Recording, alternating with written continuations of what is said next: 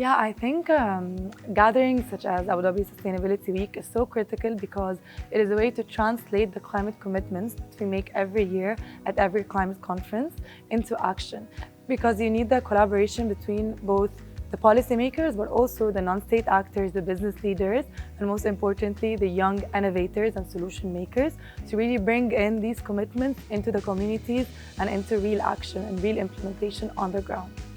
When it comes to UAE's leadership, I'm always very inspired by the way that they tackle specifically food system transformation and its sustainability, and really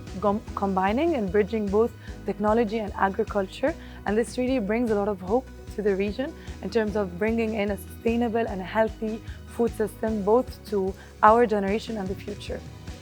I think it's so important when you look at mitigation and just transition, especially as one of the outcomes for COP27. And we have a long way to go in terms of creating programs and translating them into action, which I'm very confident that the UAE's leadership under His Excellencies is going to bring in with the really emphasis of renewable energy, but also access and the financing and the resource mobilization for it, specifically for our region.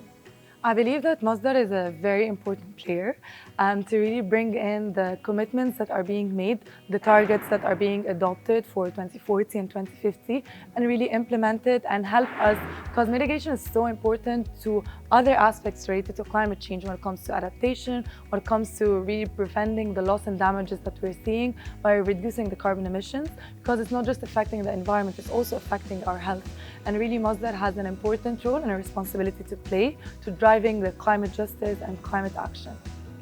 Yeah, I think this past week is really the kickoff that I needed for my year, and starting in 2023 and really looking at what we achieved in COP27, bridging this and building on it for COP28. And I was so excited to come here because here I really was able to see the priorities for COP28 and how can we work together as the COP27 presidency. And it's so important to be part of this kickoff to really see how we can work together in the next 10 months because we have a lot of work to do.